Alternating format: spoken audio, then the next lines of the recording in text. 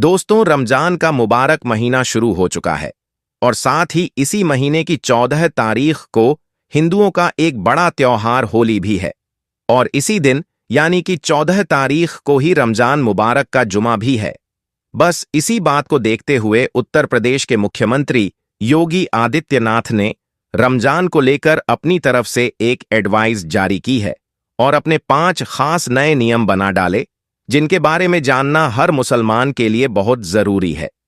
आज हम आपको इसी के बारे में बताने वाले हैं कि रमजान को लेकर उत्तर प्रदेश के मुख्यमंत्री योगी आदित्यनाथ ने क्या बड़ा बयान दिया है और 5 ऐसे कौन से खास नए नियम बनाए हैं जिनको लेकर योगी सरकार ने अपने आला अधिकारियों को सख्त निर्देश दिए हैं।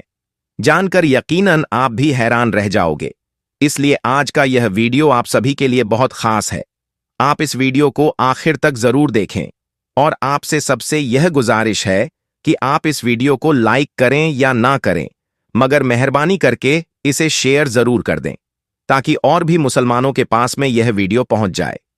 तो चलिए दोस्तों, शुरू करते हैं। दोस्तों, जैसा कि आप सभी को मालूम होगा कि उत्तर प्रदेश के मुख्यमंत्री योगी आदित्यनाथ को मुसलमानों के खिलाफ अजीबोगरीब बयान देने के लिए खास जाना जाता है।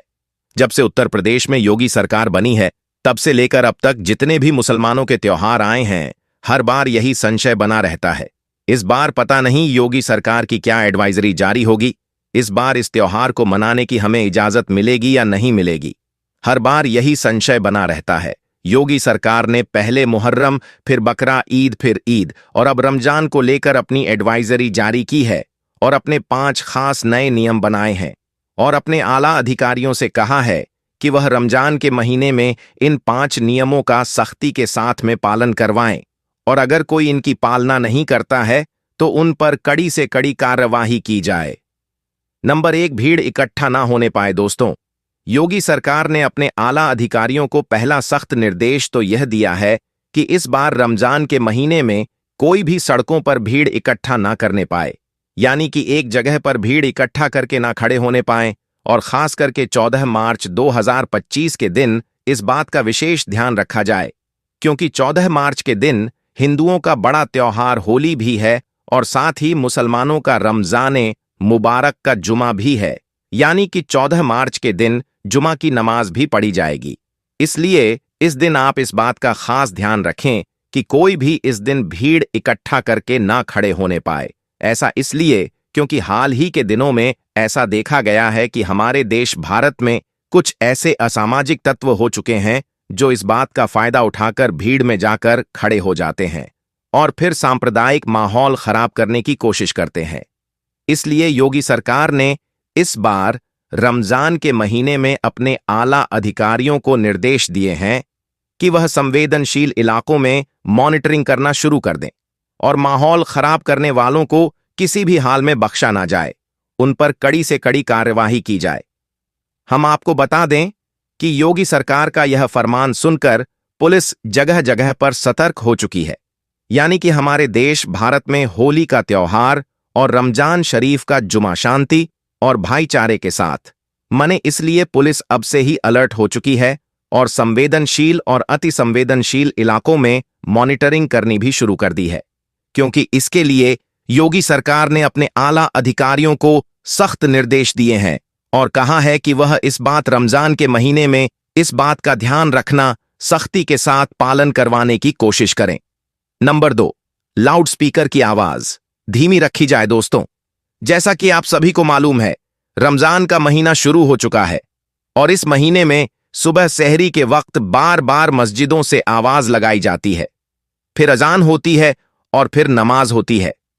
इसी तरह से फिर शाम को इफ्तारी के वक्त सायरन बजता है और मस्जिदों से रोजा खोलने की आवाज लगाई जाती है। बस इसी बात को देखते हुए इस बार योगी सरकार ने एक एडवाइजरी जारी की है, जिसमें अपने आला अधिकारियों को सख्त निर्देश दिए हैं कि जितने भी मस्जिदों के ऊपर लाउड स्पीकर लगे हुए हैं, उनकी आवाज को धीमा रखा जाए, यानी कि किसी भी मस्जिद से लाउड स्पीकर में जोर जोर से ना बोला जाए और खास तौर से सुबह सहरी के वक्त बेवजह शोर शराबा ना किया जाए। इस बात को लेकर योगी सरकार ने अपने आला अधिकारियों को सख्त निर्देश दिए हैं कि वह इस बार रमजान के महीने को लेकर किसी भी तरह की कोई अनदेखी न करें और इस नियम का सख्ती के साथ में पालन करवाया जाए।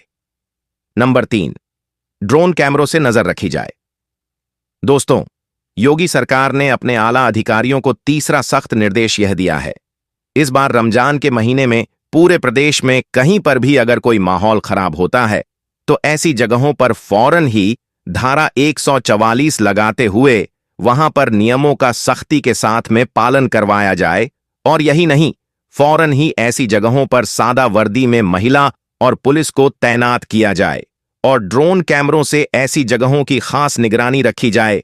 इसका मतलब यह है कि इस बार रमजान के महीने में योगी सरकार ने अपने आला अधिकारियों को यह सख्त निर्देश दिए हैं कि इस बार रमजान के महीने में ड्रोन कैमरों से लोगों पर नजर रखी जाए और जगह जगह पुलिस को तैनात किया जाए ताकि कहीं पर भी कोई सांप्रदायिक माहौल खराब ना हो सके।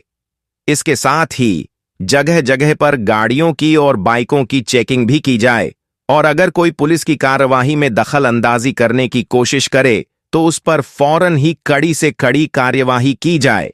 इसके अलावा योगी सरकार ने अपने बयान में यह भी कहा है कि इस बार रमजान के महीने में कोई भी मुसलमान मस्जिद के बाहर यानी कि सड़क पर खड़े होकर नमाज ना पढ़ने पाए, यानी कि सिर्फ मस्जिद के अंदर ही नमाज पढ़ी जाए। अगर पहली बार में लोग ज्यादा हो रहे हैं तो 2 बार में करके नमाज पढ़ ली जाए, लेकिन मस्जिद के अंदर ही पढ़ी जाए, बाहर सड़कों पर नमाज ना पढ़े। इसके लिए जितनी भी बड़ी बड़ी मस्जिदें हैं उनके आगे पुलिस की तैनाती रखी जाएगी ताकि किसी भी तरह का कोई माहौल खराब ना होने पाए। नंबर 4, सोशल मीडिया पर निगरानी रखी जाए। दोस्तों, योगी सरकार ने इस बार रमजान के महीने में अपने आला अधिकारियों के लिए चौथा फरमान यह जारी किया है कि वह इस बार रमजान के महीने में सोशल मीडिया पर 24 घंटे खास निगरानी रखें। कोई भी रमजान के महीने में सोशल मीडिया के जरिए से किसी भी तरह की कोई अफवाह ना फैलाने पाए, यानी कि कोई भी सोशल मीडिया पर किसी भी तरह की कोई आपत्तिजनक पोस्ट ना करने पाए। और खास करके 14 मार्च के दिन इस बात का खास ध्यान रखा जाए क्योंकि उस दिन हिंदुओं का बड़ा त्योहार होली है और मुसलमानों के रमजान का जुमा भी है। इसलिए इस बार कोई भी सोशल मीडिया पर गलत पोस्ट डालता है, अफवाह फैलाता है तो उस पर कड़ी से कड़ी कार्रवाई की जाए।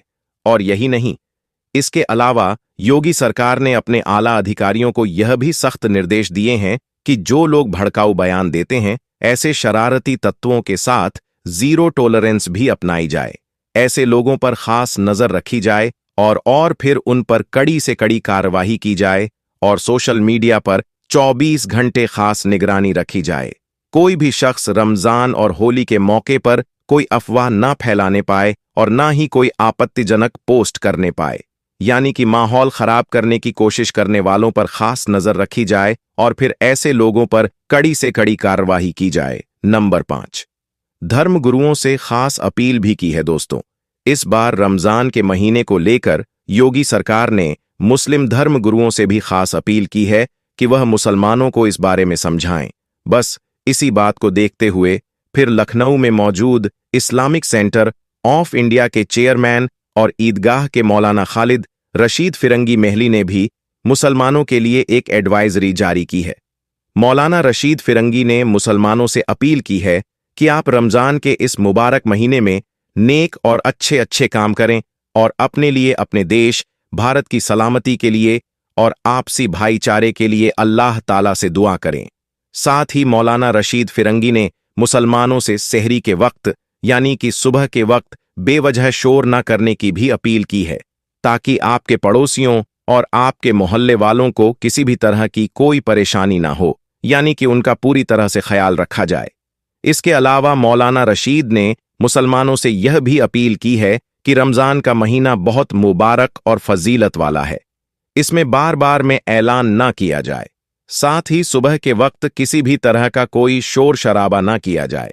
इसके अलावा नमाजी अपनी गाड़ियों को उसी जगह पर ही खड़ी करें जिस जगह को पार्किंग के लिए मुकर्रर किया गया है, जिसकी वजह से किसी भी आने जाने वाले को कोई परेशानी ना हो।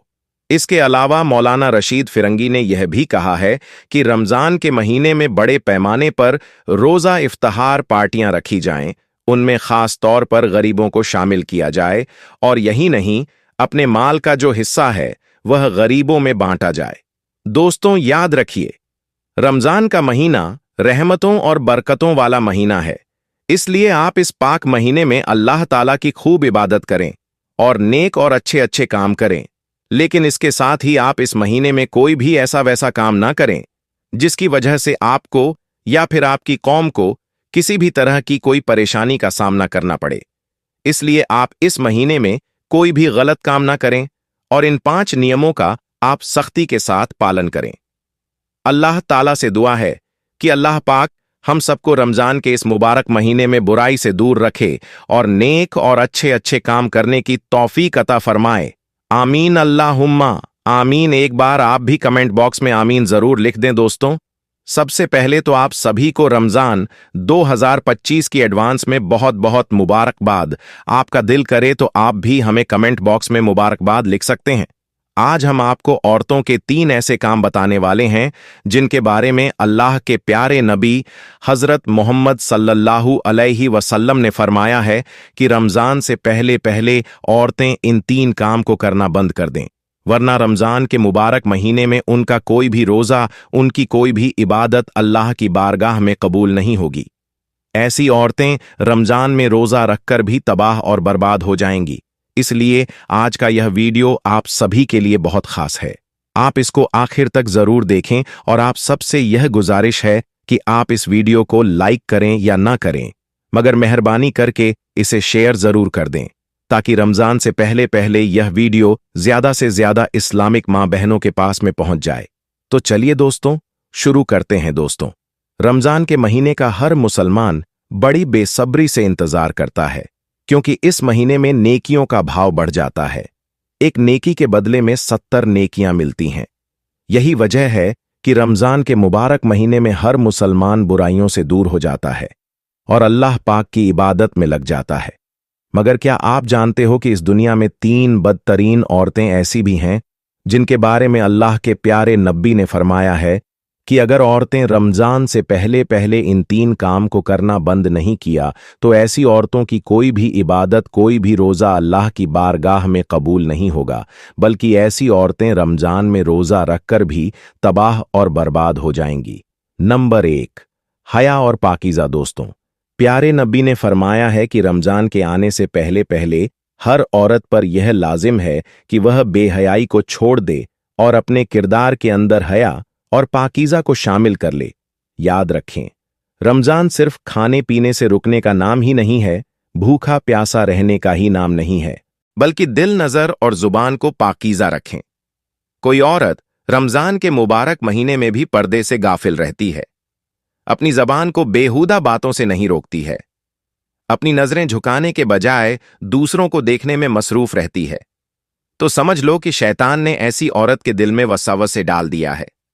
अल्लाह ताला ने खुद इरशाद फरमाया है कि बेशक जो लोग पाकीज़ा मोहब्बत करता है, इसका मतलब यह है कि अगर कोई औरत रमजान के मुबारक महीने में भी अपनी हया को महफूज नहीं रखती है, अपनी गैरत को महफूज नहीं रखती है, तो ऐसी औरत की कोई भी इबादत रमजान में कबूल नहीं होगी, बल्कि ऐसी औरत रमजान में रोजा रखकर भी तबाह और बर्बाद हो जाएगी।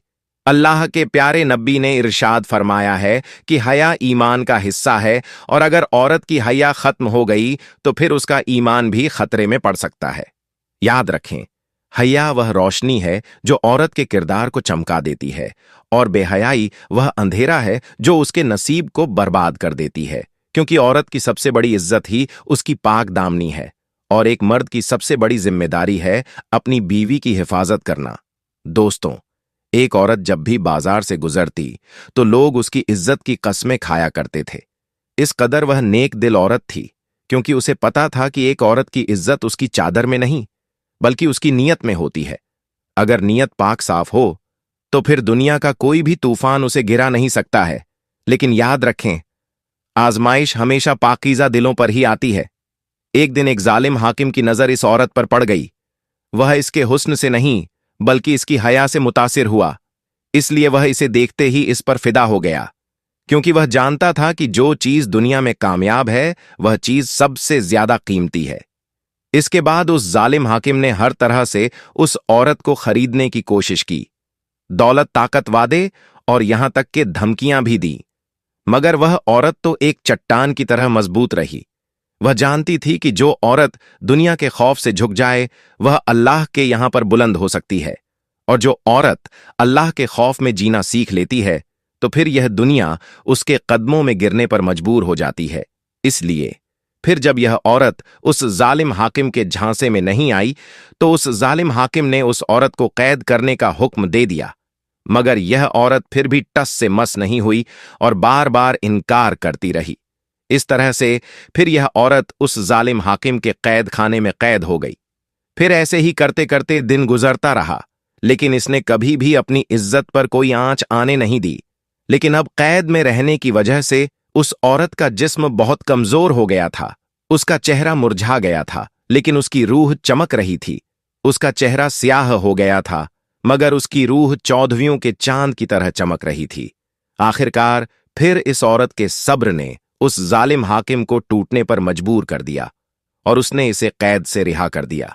अब जब वह औरत कैद से रिहा हुई तो उसे देखकर लोग हैरान रह गए और सोचने लगे कि एक कमजोर औरत ने किस तरह से एक ताकतवर हाकिम को शिकस्त दे दी।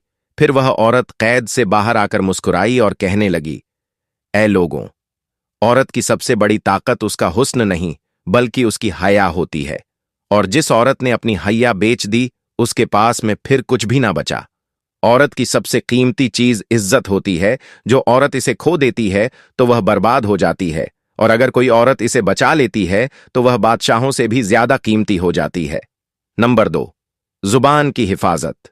दोस्तों, अल्लाह के प्यारे नबी ने फरमाया कि औरत के लिए दूसरी जरूरी चीज यह है कि रमजान के आने से पहले पहले हर औरत के लिए यह भी लाजिम है कि वह अपनी जबान की हिफाजत करे, यानी कि रमजान से पहले पहले बदजुबानी को छोड़ दे। याद रखें, रमजान में जबान का रोजा करना भी जरूरी है, क्योंकि रमजान ना सिर्फ जिस्म बल्कि दिल और जुबान को भी पाक साफ करने के लिए आता है। अगर कोई औरत रमजान के मुबारक महीने में भी गलत जबान का इस्तेमाल करती है, दूसरों की बुराई करने में अपना वक्त गुजारती है, चुगलखोरी में वक्त गुजारती है, गीबत और झूठ में लगी रहती है, तो समझ लो कि ऐसी औरत रोजा रखकर भी अपना ही नुकसान कर रही होती है। अब जरा आप सोचिए कि अगर कोई औरत अपने रोजे के दौरान अपनी जुबान की हिफाजत ना कर सकी तो क्या ऐसी औरत अल्लाह की रहमत के मुश्ताक होगी? क्या वह रमजान की बरकतों की मुश्ताक होगी? हरगिज नहीं, क्योंकि जो औरत रमजान के मुबारक महीने में भी अपनी जुबान की हिफाजत न कर सकी, उसकी जुबान से लगातार वह अल्फाज निकलते रहे जो दूसरों को तकलीफ दे रही थी, जो रिश्तों में दरार डाल रही थी, तो क्या ऐसी औरत कामयाब हो सकती है? हरगिज नहीं, ऐसी औरत बिल्कुल भी कामयाब नहीं हो सकती है। अल्लाह के प्यारे नबी ने इरशाद फरमाया है कि जिसने रमजान के महीने में झूठ और गलत काम करना ना छोड़े तो उसको भूखा प्यासा रहने की कोई जरूरत नहीं है। याद रखें, इंसान का सबसे बड़ा दुश्मन उसकी अपनी जबान ही है। जो कोई अपनी जबान को काबू में नहीं रख सकती है, वह अपनी इज्जत और नेकी को बर्बाद कर देती है। और जो औरत अपनी जुबान के वार से दूसरों के दिल को जख्मी करती है, तो ऐसी औरत खुद भी कभी खुश नहीं रह सकती है। बनी इज़राइल में एक औरत थी जिसकी जुबान बहुत तेज और बेकाबू थी। हर वक्त वह अपनी जुबान को तेज छुरी की तरह चलाया करती थी। वह अपनी बातों में दूसरों की इज्जत का ख्याल नहीं रखती थी। हर बात पर वह तंज करती थी। वह अपनी जबान से जख्म देने को अपनी इज्जत समझती थी। वहीं पर दूसरी ओर उसका शौहर एक नेक दिल इंसान था। वह हमेशा सब्र से उसकी सख्त बातों को भी बर्दाश्त कर रहा था। हालांकि उसने कई बार अपनी इस बीवी को समझाया भी कि बेगम जुबान का जख्म तलवार के जख्म से भी ज्यादा गहरा होता है, क्योंकि तलवार का जख्म तो भर जाता है लेकिन जुबान की दिए हुए जख्म कभी नहीं भरते हैं। मगर इसकी बीवी को कभी भी अपनी गलती का एहसास नहीं होता था। वह तो समझती थी कि अल्फाज बस ज़बां में उठ जाती है।